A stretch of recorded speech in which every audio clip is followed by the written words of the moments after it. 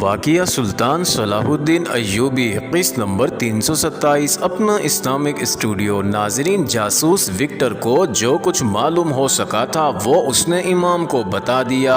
وہ اٹھا اور امام کے روکنے پر بھی نہ رکا، کہنے لگا آپ بالکل مطمئن رہیں، آپ کو کوئی نہیں پکڑ سکے گا، اور وہ باہر نکل گیا۔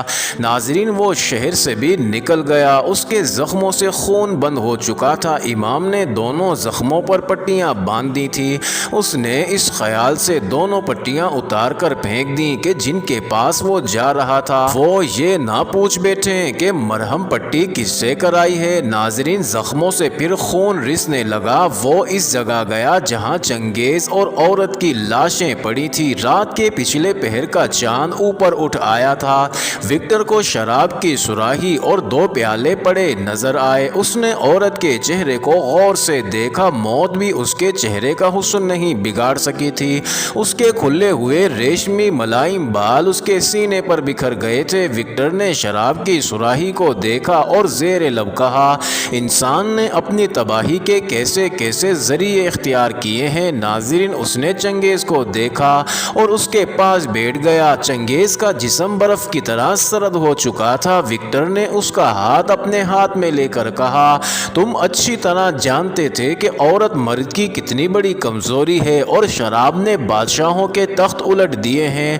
تم نے اس کمزوری کو اپنے اندر ڈال لیا۔ میں بھی آ رہا ہوں میرے دوست، جلاد مجھے جلدی ہی تمہارے پاس پہنچا دے گا۔ ہم ایک ہی منزل کے مسافر ہیں۔ میں آ رہا ہوں دوست، میں آ رہا ہوں۔ ناظرین، وہ اٹھا اور بہت تیز قدم اٹھاتا ہوا اس عمارت کی طرف چل پڑا جس میں افسر رہتے تھے۔ اس کے زخموں سے خون بہہ رہا تھا۔ اس نے نیام سے خنجر نکالا، اس پر خون جم گیا تھا۔ اس نے اسے اپنے خون سے تر کیا اور خنجر ہاتھ میں رکھا۔ خون زیادہ نکل جانے سے وہ کمزوری محسوس کرنے لگا تھا۔ اس نے ایک دروازے پر دستک دی۔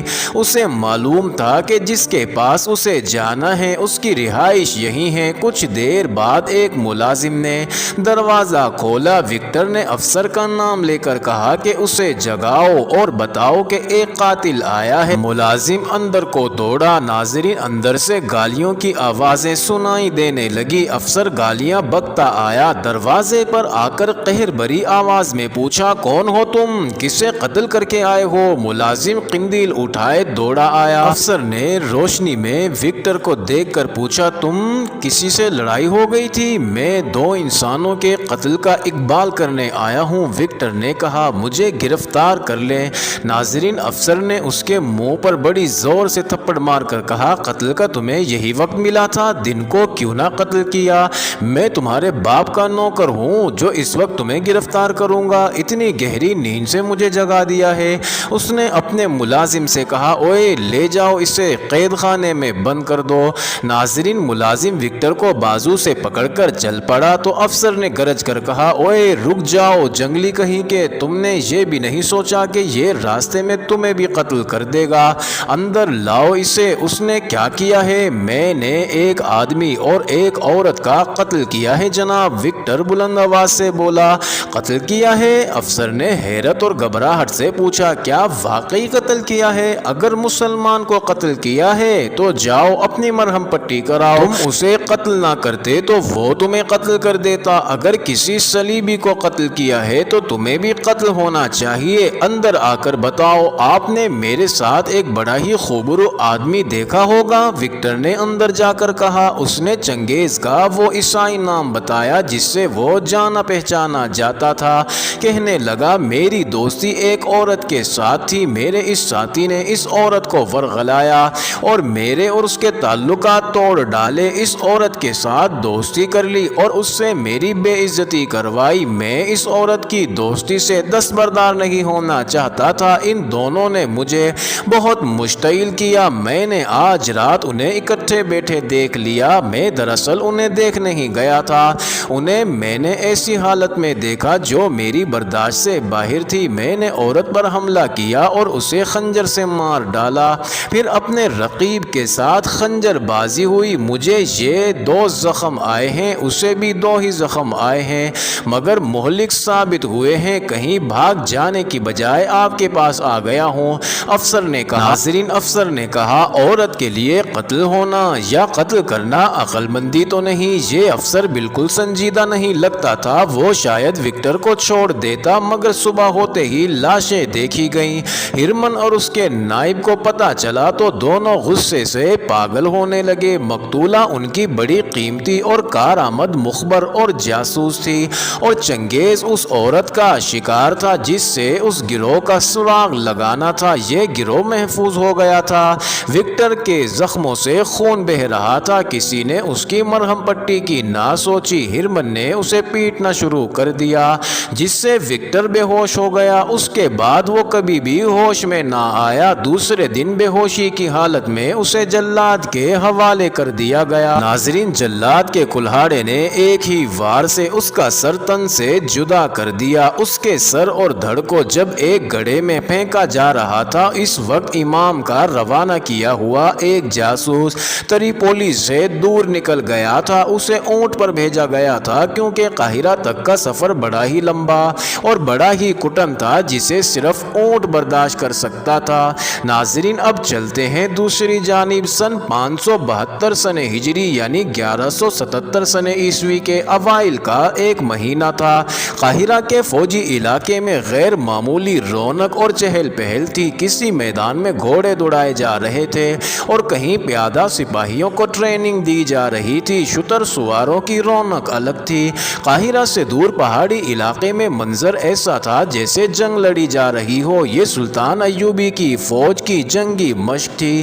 ایک وادی میں آتش گیر مادہ پھینک کر آگ لگائی گئی تھی جو 20-25 گز تک پھیلی ہو گئی تھی۔ سوار گھوڑے دوڑاتے ان شعلوں میں سے گزر رہے تھے۔ ایک جنگی مشق دور ریگستان میں ہو رہی تھی۔ کسی سپاہی کو پانی اپنے ساتھ رکھنے کی اجازت نہیں تھی۔ ناظرین، یہ بڑی ہی سخت ٹریننگ تھی جو نئے رنگ روٹوں کو دی جا رہی تھی۔ بھرتی ابھی جاری تھی۔ فوج کے تمام سالار اور دیگر افسر اس ٹریننگ میں مصروف تھے۔ سلطان ایوبی سلطنت کے دوسرے مسائل اور امور کی طرف رات کو توجہ دیتا تھا۔ اس کا دن ٹریننگ کی نگرانی کرتے اور سالاروں کو ہدایت دیتے گزرتا تھا۔ اس نے سب سے کہہ دیا تھا کہ اگر صلیبیوں نے شام پر فوج کشی نہ کی تو اس کا مطلب یہ ہوگا کہ انہوں نے لڑائی سے توبہ کر لی ہے یا ان کی عقل جواب دے گئی ہے، مگر ان دونوں میں سے ایک بھی بات صحیح نہیں، وہ ضرور آئیں گے۔ اس وقت تک کسی نہ کسی مقبوضہ علاقے سے اپنے کسی آدمی کو آنا چاہیے تھا۔ سلطان ایوبی نے اپنے پاس کھڑے ایک سالار سے کہا، وہ ایک چٹان پر کھڑا جنگی مشق دیکھ رہا تھا۔ اس نے کہا، صلیبی آئیں گے ضرور، یہ مجھے کوئی جاسوسی بتا سکتا ہے کہ وہ کدھر سے آئیں گے، کہاں سے آئیں گے اور ان کی نفری کتنی ہوگی۔ ناظرین، وہ چٹان سے اتر کر کسی اور طرف جانے لگا تو اسے دور سے گرد اڑتی نظر آئی جو ایک یا دو گھوڑوں کی تھی۔ ناظرین، سلطان رک گیا۔ گرد قریب آئی تو اس میں سے دو گھوڑے برآمد ہوئے۔ ایک پر علی بن سفیان سوار تھا اور دوسرے کو سلطان پہچان نہ سکا۔ وہ تریپولی سے امام کا بھیجا ہوا جاسوس تھا جو وہاں سے اونٹ پر روانہ ہوا تھا، بہت دنوں بعد قاہرہ پہنچا تھا۔ علی بن سفیان نے اس سے رپورٹ لی اور اسے گھوڑے دے کر ساتھ لے آیا تاکہ رپورٹ سلطان ایوبی کو فوراً دی جائے۔ ناظرین، جاسوس نے سلطان ایوبی کو بتایا صلیبی ایک برف رفتار اور طوفانی حملے کے لیے تیاریاں کر رہے ہیں۔ فوجوں کا اجتماع شروع ہو گیا ہے۔ سب سے زیادہ فوج ہنین کے شاہ رینالڈ کی ہے۔ وہ اس طوفانی یلغار کی قیادت کرنا چاہتا ہے، وہی رینالڈ جسے نور الدین زنگی نے گرفتار کر کے قید میں ڈال دیا تھا۔ سلطان ایوبی نے کہا اسے وہ اپنی شرائط پر رہا کرنا چاہتے تھے، مگر زنگی کی بے وقت موت رینالڈ کی رہائی کا باعث بنی۔ اقتدار اور زر و جواہرات کے لالچی امرا نے نور الدین زنگی کے کمسن بیٹے کو کٹ پتلی بنایا اور رینالڈ کو رہا کر دیا۔ آج وہ رینالڈ اسلام کا خاتمہ کرنے آ رہا ہے۔ ہاں، تم آگے سناؤ، انہیں یلغار کرنی چاہیے تھی اور کون ہوگا؟ تریپولی کا ریمانڈ ہوگا۔ زیادہ تر افواج کا اجتماع وہیں ہو رہا ہے اور حملے کی تفصیلات وہیں طے ہو رہی ہیں۔ تیسرا بالڈون ہوگا، اس کی فوج بھی کم نہیں۔ یہ معلوم نہیں کیا جا سکتا کہ صلیبی فوج کب کوچ کرے گی۔ حملہ شام پر ہوگا۔ حلب، حران اور ہمات کے نام سنے گئے ہیں، کوچ جلدی ہوگا۔ علی بن سفیان سلطان ایوبی نے کہا مجھے تریپولی سے آخری اطلاعات کا انتظار رہے گا، ان اطلاعات کا انتظار نہ کریں جن کی آپ توقع لگائے بیٹھے ہیں۔ علی بن سفیان کی بجائے جاسوس نے جواب دیا، صلیبیوں کے عسکری ایوان میں ہمارے آدمی تھے، دونوں مارے گئے ہیں۔ اس نے راشد چنگیز اور وکٹر کا واقعہ سنا دیا۔ سلطان ایوبی کی آنکھیں لال ہو گئی۔ جاسوس نے کہا رینالٹ نے دعویٰ کیا ہے کہ اس کی فوج میں 250 نائٹ ہوں گے۔ اپنے ان دونوں جاسوسوں نے مرنے سے پہلے امام کو بتایا تھا کہ صلیبی آپ کو چھاپا مار اور شبخون مارنے کا طریقہ استعمال کرنے کی مہلت نہیں دیں گے۔ انہوں نے کچھ ایسی چالیں سوچ لی ہیں جن سے وہ آپ کو مجبور کر دیں گے کہ آپ پوری فوج کو سامنے لا کر لڑیں۔ انہیں آپ کی اس کمزوری کا علم ہے کہ آپ کے پاس فوج کی کمی ہے، اسی کے پیش نظر وہ بہت زیادہ فوج لا رہے ہیں تاکہ آپ گھوم پھر کر نہ لڑ سکیں۔ ناظرین، جاسوس کی یہ اطلاع ملنے کے بعد سلطان صلاح الدین ایوبی باہر کم نظر آنے لگا۔ وہ کمرے میں بند رہنے لگا، کاغذ پر ممکنہ میدان جنگ کا نقشہ بنا کر اس پر پیش قدمی اور دیگر چالوں کی لکیریں کھینچتا رہتا۔ کبھی اچانک اپنے سالاروں کو بلا کر ان کے ساتھ بحث میں الجھ جاتا اور انہیں موقع دیتا کہ وہ بھی رائے دیں اور چالیں سوچیں۔ ناظرین، ان سالاروں میں ایک عیسیٰ الحکاری تھا جو ایک قابل سالار ہونے کے علاوہ عالم اور قانون دان بھی تھا۔ اسے بعض مورخوں نے سلطان ایوبی کا دستِ راست بھی کہا ہے۔ ایک روز سلطان ایوبی نے خلاف توقع کوچ کا حکم دے دیا۔ اس نے فوج کا خاصا حصہ سوڈان کی سرحد کے ساتھ خیمہ زن کر دیا کیونکہ ادھر سے بھی حملے کا خطرہ تھا۔ اس کے لیے سب سے بڑی مصیبت یہی تھی کہ وہ پیش قدمی کرتا تھا تو اس کے عقب میں بھی دشمن ہوتا تھا۔ صلیبیوں کے لیے وہ مصر کی ساری فوج نہیں لے جا سکتا تھا۔ اس نے کوچ کیا تو مورخوں کے اعداد و شمار کے مطابق اس کے پاس جو فوج تھی وہ 1000 پیادہ تھی۔ یہ سب مملوک تھے۔ مملوک آزاد کیے ہوئے غلاموں کو کہا جاتا تھا۔ یہ لڑاکے اور جنگجو تھے۔ ان کے علاوہ 8000 گھڑ سوار تھے جن میں مصری بھی تھے اور وہ سوڈانی بھی جنہیں 1169 میں سلطان ایوبی نے بغاوت کے جرم میں فوج سے نکال کر انہیں زرخیز زمینوں پر آباد کر دیا تھا۔ ناظرین، اب وہ مصر کے وفادار تھے، ان پر اعتماد کیا جا سکتا تھا، مگر یہ 1000 مملوک اور 8000 سوار نئے فوج میں بھرتی ہوئے، انہوں نے ابھی جنگ دیکھی ہی نہیں تھی۔ ان کی ٹریننگ بمشکل مکمل ہوئی تھی۔ سلطان ایوبی اپنی فوج اپنے بھائی العادل کی زیر کمان حلب کے مضافات میں چھوڑ آیا تھا۔ اسے کسی طرح اندازہ ہو گیا تھا کہ صلیبی اتنی جلدی شام تک نہیں پہنچیں گے۔ اس نے کوچ بہت تیز کرایا اور حلب جا پہنچا۔ وہاں اسے پتا چلا کہ صلیبیوں نے حران کے قلعے کو محاصرے میں لے رکھا ہے۔ معزز ناظرین، آپ نے حران کا مکمل ذکر پچھلی کہانیوں میں پڑھا ہے۔ سلطان ایوبی نے محاصرہ کرنے والی صلیبی فوج کو محاصرے میں لے لیا۔ اس کی یہ چال ایسی اچانک تھی کہ صلیبی جم کر نہ لڑ سکے۔ سلطان ایوبی نے بہت سے قیدی پکڑے اور صلیبیوں کو بہت نقصان پہنچایا۔ اس نے پیش قدمی جاری رکھی اور 2 اہم مقامات بڈیا اور رم اللہ پر قبضہ کر لیا۔ ناظرین، یہ فتوحات قدر آسان تھی۔ مصر سے آئے ہوئے نئے سپاہیوں کے حوصلے بڑھ گئے۔ وہ سمجھے کہ جنگ اسی طرح ہوتی ہے جس میں فتح ہماری ہی ہوتی ہے۔ اس سے نئے سپاہی غیر محتاط ہو گئے۔ ناظرین، صلیبیوں نے غالباً دانستہ پسپا ہو کر سلطان ایوبی کو دھوکہ دیا تھا۔ انہوں نے تھوڑی سی فوج کی نمائش کی تھی۔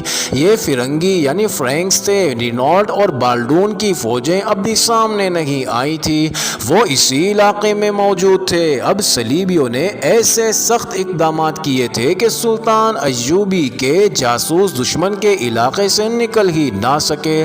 ناظرین، تریپولی کے جاسوس کے بعد ادھر سے کوئی آ ہی نہ سکا۔ رم اللہ کے قریب ایک ندی تھی جس کا پانی تو گہرا نہیں تھا، ندی گہرائی میں تھی اور چوڑی بھی۔ عیسیٰ الحکاری نے رم اللہ کو فتح کر کے اپنے دستوں کو رم اللہ کے ارد گرد پھیلا دیا۔ اچانک ندی کے کنارے کی اوٹ میں صلیبیوں کی فوج یوں نکلی جیسے سیلاب کناروں سے باہر آ گیا ہو۔ ناظرین، یہ فوج جانے کب سے وہاں چھپی بیٹھی تھی۔ عیسیٰ الحکاری کے دستے بے خبری میں مارے گئے، وہ بکھرے ہوئے بھی تھے، مقابلہ نہ کر سکے۔ ناظرین، تریپولی کے جاسوس کی یہ اطلاع صحیح ثابت ہوئی کہ صلیبی ایسی چالیں چلیں گے جن سے سلطان ایوبی اپنے مخصوص طریقہ جنگ سے لڑنے کے قابل نہیں رہے گا۔ ناظرین، اس وقت کے ایک وقائع نگار ابن اسیر نے لکھا ہے، فرنگی اس طرح ندی سے نکلے جیسے انسانوں اور گھوڑوں کا سیلاب کناروں سے باہر آ کر آبادیوں کو اپنے ساتھ بہا لے جا رہا ہو۔ سلطان ایوبی کی فوج بے خبری میں مکمل گھیرے میں آ گئی۔ ناظرین، مشہور مورخ جیمز نے لکھا ہے، شاہ بالڈون صلاح الدین ایوبی سے پہلے اپنی فوج رم اللہ کے مضافات میں لے آیا تھا۔ صلاح الدین ایوبی کی فوج نے رم اللہ کا شہر فتح کر لیا اور اس کے ہر اول کے ایک سالار ایویولن نے شہر کو آگ لگا دی تھی۔ ناظرین، صلیبیوں یعنی فرنگیوں کی گھات کامیاب رہی۔ ایوبی گھیرے میں آ گیا، اس کے دستے بکھر گئے، اس نے کئی دستے یکجا کر لیے اور اپنی خصوصی چال کے مطابق جوابی حملہ کیا، مگر میدان صلیبیوں کے ہاتھ میں تھا۔ صلاح الدین ایوبی کا حملہ نہ صرف ناکام رہا بلکہ اس کے لیے پسپائی بھی ناممکن ہو گئی۔ ناظرین، نئے رنگ روٹ جو چند ایک مقامات آسانی سے فتح کر کے یہ سمجھ بیٹھے تھے کہ انہیں کوئی شکست دے ہی نہیں سکتا، وہ ایسے بھاگے کہ انہوں نے مصر کا رخ کر لیا۔ بھاگنے والوں میں ان کی تعداد زیادہ تھی، جنہیں بعض غیر محتاط فوجی افسروں نے مال غنیمت کا لالچ دے کر بھرتی کیا تھا۔ سب سے بڑی وجہ یہ تھی کہ یہ سب نا تجربہ کار تھے۔ ناظرین، قاضی بہاؤالدین شداد جو اس جنگ کا عینی شاہد ہے، اپنی یادداشتوں میں لکھتا ہے، سلطان ایوبی نے مجھے اس شکست کی وجہ ان الفاظ میں بتائی تھی، صلیبیوں نے میری چال چل کر میری فوج کو اس وقت جنگ میں گھسیٹ لیا جب میں اسے جنگی ترتیب میں نہیں لا سکا تھا۔ دوسری وجہ یہ ہوئی کہ میری فوج کے پہلوؤں پر جو دستے تھے وہ جگہ آپس میں بدل رہے تھے، یہ بہت بڑی نقل و حرکت تھی۔ صلیبیوں نے اس کیفیت میں حملہ کر دیا، ان کا حملہ اتنا شدید اور اچانک تھا کہ میرے نئے سپاہی اور سوار گھبرا کر پیچھے کو بھاگ اٹھے اور انہوں نے مصر کا رخ کر لیا۔ وہ راستے میں بھٹک گئے اور دور دور تک بکھر گئے، میں انہیں یکجا نہ کر سکا۔ دشمن نے میری فوج سے بہت سے جنگی قیدی پکڑے، ان میں عیسیٰ الحقاری بھی تھا۔ ناظرین، سلطان ایوبی نے اپنی فوج کو مروانے کی بجائے حکم دے دیا کہ اپنے اپنے طور پر میدان جنگ سے نکلو اور قاہرہ پہنچنے کی کوشش کرو۔ ناظرین، سلطان ایوبی نے صلیبیوں کو 60,000 دینار یعنی سونے کے سکے زر فدیہ ادا کر کے عیسیٰ الحقاری کو رہا کرا لیا۔ ناظرین، ایک مصری وقائع نگار محمد فرید ابو حدید نے لکھا ہے کہ سلطان ایوبی نے اپنے بھائی شمس الدولہ توران شاہ کو اس جنگ اور اپنی شکست کا حال لکھا تھا، جس میں اس نے عربی کا ایک شعر بھی لکھا تھا۔ اس کے معنی یہ ہیں، میں نے تمہیں اس وقت یاد کیا جب صلیبی برچیاں چل رہی تھیں، دشمن کی سیدھی اور گندمی رنگ کی برچیاں ہمارے جسموں میں داخل ہو کر ہمارا خون پی رہی تھیں۔ ناظرین، یہ مارکہ جمادی الاول 573 سن ہجری مطابق اکتوبر 1177 سن عیسوی میں لڑا گیا تھا۔ سلطان صلاح الدین ایوبی اس حالت میں قاہرہ پہنچا کہ اس کا سر جھکا ہوا تھا اور آنکھوں سے خون ابل رہا تھا۔ شدید غم اور غصہ سے چہرہ لال سرخ ہو گیا تھا۔ اس کے ساتھ کوئی فوج نہیں تھی، اس کا محافظ دستہ بھی ساتھ نہیں تھا۔ اس نے قاہرہ پہنچتے ہی مزید بھرتی کا حکم دیا۔ ناظرین، شام کے محاذ پر وہ اپنے بھائی العادل اور بڑے قابل سالاروں کو حمات کے علاقے میں چھوڑ آیا تھا۔ معزز ناظرین، یہ انٹرسٹنگ ویڈیو جاری ہے، اگلی ویڈیو قسط نمبر 328 میں دیکھنا مت بھولیے گا۔